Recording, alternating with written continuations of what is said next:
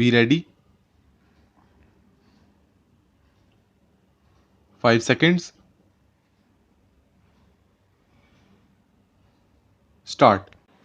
Your address has referred to the economic resolution of the AICC session and what you call the bewildering changes taking place in rapid succession. I think changes can seem to be bewildering only to those who wish to remain where they are. Those who wish to go ahead see the changes as part of the changes which are coming about in the entire world. And while you may complain that changes are taking place too fast, let me tell you that there are many in the country who feel that the changes are not taking place fast enough. I do not dispute. In fact, I have said so many times that the private sector has made a substantial contribution in bringing about rapid industrialization and in broadening and diversifying the industrial base of our economy. But business and industry should be the first to acknowledge that this process of development had itself brought in its wake certain tensions and new problems, and unless these are effectively tackled, further development will be harmed. Our new economic and social policy resolution only seeks to identify the basic causes of tensions and earnest and to remove them. I welcome your statement that the business community is aware of its obligations. This will improve the image of businessmen in the society of which they are a part. It is possible to draw a minimum program of action and to implement it vigorously. Perhaps I could indicate a few possible directions in which business and industry could act in concert and could demonstrate their awareness of their social obligations. One of the most serious problems facing us is the adulteration of food and drugs. It is widespread evil which cannot be put down by government action alone. Enlightened sections of the business community could mount a campaign against this evil, which not only deprives the consumer of the value of his money but in many cases poses a positive health hazard. Nothing damages the public image of the business community in India so much as this unethical practice. Another social evil is rather a complex of social evils. It is what is termed as luxurious consumption. This is undesirable by itself because it dissipates the savings of the community into productive channels. It is both the cause and the effect of other antisocial practices such as tax evasion and tax avoidance. In Mumbai, you have certain specific problems.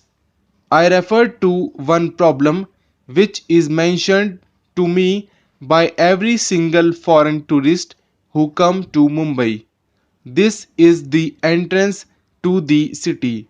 Now, this is something which I have mentioned to the Chief Minister on every drive into the city and at practically every public forum where I have spoken. And I think this is a matter which the citizens of Mumbai should take up on a large scale. Whether it is the women's organizations, whether it is the business community or anybody else. I think that If everybody acts together, it can be tackled.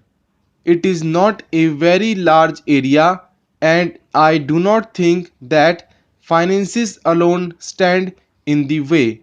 It is not only the image of Mumbai which is suffering, but Mumbai being one of the important gateways to India, it is the image of India which suffers thereby. You have, Mr. President, mentioned in your address the present policy of the government, which is to encourage new entrepreneurship and talent. But what have businessmen done to identify and promote such talent of which there is no dearth in the country? The bigger business and industrial establishments, by trying to foreclose profitable lines of business and sometimes by seeking to produce everything under the same roof or in allied establishments, succeed in keeping out new talent from entering the business field. Associations such as yours and other chambers of commerce should draw up concrete schemes to foster new entrepreneurship and talent. One suggestion which was made at the last meeting of the custodians of the nationalized banks was that some of the senior and professionally qualified executives in bigger establishments who have the necessary skill could step out and start small scale enterprises to provide employment to young engineers and other technical personnel. They will, of course, get all help from the financial institutions in the public sector. Business associations could also play an important and more active part in encouraging businessmen and industrialists in the industrially backward areas. As regards the organizational setup of the new nationalized banks, I think there is hardly any need for me to reiterate the assurance which I have already given, that is, that we do not propose to set up a top heavy organization, and we do envisage maximum possible freedom and flexibility of operation of individual banks, consistent only with certain broad social objectives, and that the functioning will be completely insulated from extraneous political influences. But we do envisage that the banks should function as an active instrument for the furtherance of the economic and social objectives.